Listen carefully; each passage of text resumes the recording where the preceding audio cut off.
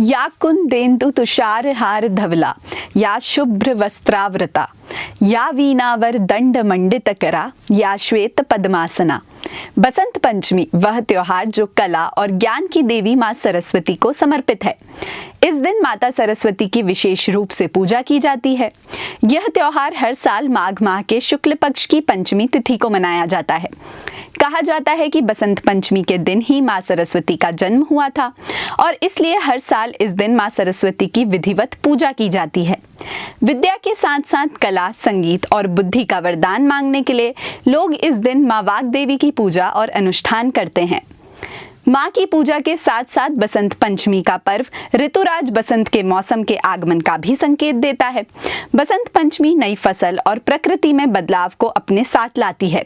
सुहानी और खूबसूरत गुलाबी ठंड और सरसों के पीले फूलों पर आई बोर माहौल को रस भरा बना देती है।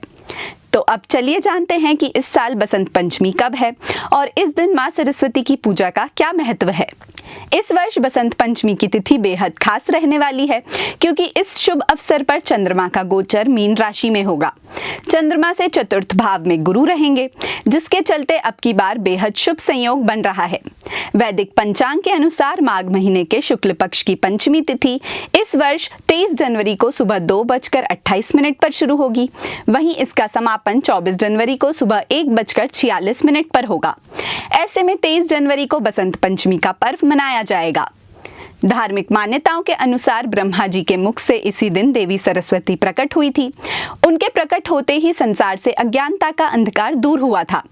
इस दिन को अबूझ मुहूर्त भी कहा जाता है, जिसका मतलब है कि इस दिन किसी भी शुभ काम जैसे विवाह, मुंडन या गृह प्रवेश के लिए पंचांग देखने की जरूरत नहीं होती।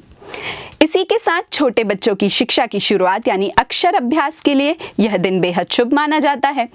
इस दिन बच्चों से पहला अक्षर लिखवाना उनके भविष्य के लिए काफी फलदायी होता है।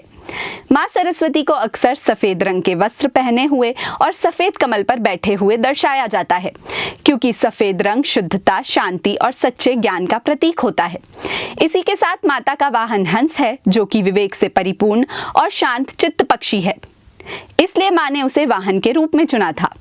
सफेद रंग के अलावा माँ सरस्वती को पीला रंग बेहद प्रिय है, इसलिए इस दिन लोग पीले रंग के कपड़े पहनते हैं और पीले रंग के पकवान बनाते हैं।